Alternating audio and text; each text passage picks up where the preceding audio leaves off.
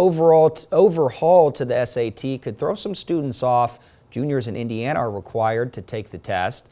Kristen Bean shows us how test prep experts in schools say they're helping students prepare. The SAT is going digital. It's not just a matter of, hey, we're going to take this test that's on paper and put it on a computer. The College Board has redesigned the test. The SAT is a standardized test administered by the nonprofit College Board. The exam measures a student's reading, writing, and math skills, as well as college readiness. College Board announced last year it would be delivering the SAT digitally starting this year internationally and in the U.S. in 2024. There's question types on this new digital SAT that nobody's done before, that I haven't done before. Scott Carlin has been preparing students for tests like the SAT for more than 2 decades. He coached students for the digital PSAT tests this year, and now he's turning his attention to the SAT. We've never been asked to do this on an I-STEP, on an NWEA test, on a PSAT, on an ACT. This is a brand new question type that students would never have encountered before, whether in school or taking a standardized test.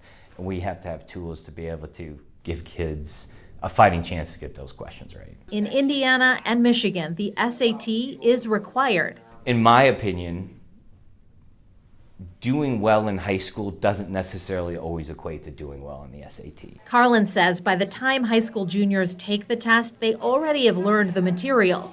But he says the test is not easy, which is why preparation is key. And then really attacking those things that make this test hard. The intimidation, the traps, the confusing way that the SAT can deliver questions, helping students to overcome those hurdles, those obstacles. And now Carlin says the digital changes mean students should refresh their knowledge and prepare differently. So students have been doing these bubble tests, these paper and pencil, and even test strategies have come down to, hey, let's highlight keywords, let's cross out wrong answers, let's mark up our test in a way that we can be efficient and we can come back to, answers, questions that we struggled with. And, everything's been traditionally pencil and paper, and now it's on a computer. Some school districts offer test prep classes, and others incorporate it into the curriculum. It sounds like you could get a question wrong even though you know the content because the test is hard. Yeah, sure. Exposure to the type of questions that they ask is definitely something that we build in so that students are becoming more confident and familiar with the questioning. At Penn High School, test prep starts as freshmen with an early version of the PSAT. And all sophomores and juniors take the PSAT in the fall. In fact, they just did that last month. So it's really helpful for a full school view, but also for the individual student results so that they can examine their strengths and weaknesses in the various content areas and topics that are covered on the test. Penn High School leaders say they build in practice time every week in math and English. Plus, students set goals and document their progress over time.